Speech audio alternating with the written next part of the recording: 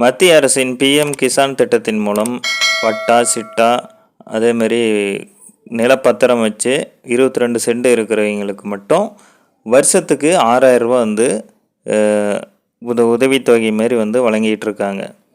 So அது வந்து 22 send இருக்கணும். அதை வந்து அவங்க பேரில் இருக்கணும்.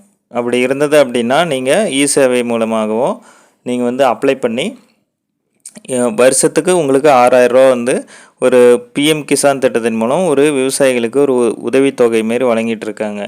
இது வந்து 6000 ஒட்டுக்கா வந்து கிரெடிட் ஆகாது. வருஷத்தில் 3 டைம் கிரெடிட் ஆகும். 4 மாதத்துக்கு ஒரு டைம் 2000, மறுபடியும் 4 மாதத்துக்கு ஒரு டைம் 2000, அதுக்கப்புறம் 4 மாதத்துக்கு ஒரு டைம் 2000. இந்த மாதிரி வந்து உங்கள் அக்கௌண்ட்டுக்கு வந்து கிரெடிட் ஆகும். இந்த 2000 ரூபா கிரெடிட் ஆனதுக்கு வந்து நீங்கள் அதை எடுத்து உங்களுக்கு விவசாயத்துக்கு தேவையான பொருட்களை வந்து நீங்கள் வாங்கிக்கலாம். ஸோ அதனால் விவசாயத்துக்கு ஒரு உதவி செய்யும் வகையில் தான் வந்து இந்த உதவித்தொகை வந்து பிஎம் கிசான் அப்படிங்கிற திட்டத்தின் மூலம் மத்திய அரசு வந்து வழங்கிட்டு இருக்கு. அதன் மூலம் இப்போது நம்ம பார்க்குறது 15 தவணை வந்து வழங்கிட்டாங்க. அதாவது அமௌண்ட் வந்து கிடச்சிருச்சு. அடுத்தது 16வது தவணை வந்து மார்ச் 2024ஆம் தேதி அமௌண்ட் வந்து உதவித்தொகை கிடைக்க போகிறது அப்படின்னு வந்து சொல்லியிருக்காங்க.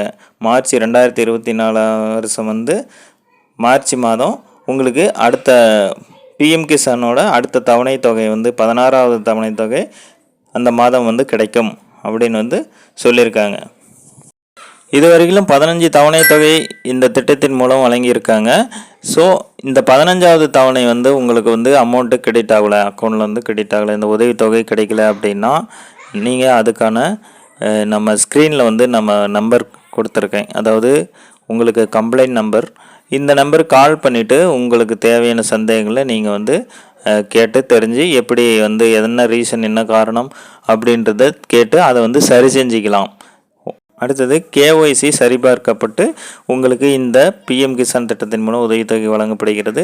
ஸோ யார் யாருக்கெல்லாம் வந்து பிஎம் கிசான் வந்து கேஒய்சி அப்டேட் ஆகலை, சரி பார்க்கணும் அப்படின்னா அதுக்கான பிஎம் கிசான் அந்த திட்டத்தோட ஆன்லைனில் போய்ட்டு வெப்சைட்டில் நீங்கள் அதுக்கான ரூல்ஸ் எப்படி வந்து நீங்கள் இதை சரிபார்க்கணும் அப்படின்னு சொல்லிவிட்டு அதோடைய ரூல்ஸ் அண்ட் ரெகுலேஷன் படித்து நீங்கள் வந்து கேஒய்சி சரிபார்த்துக்காங்க.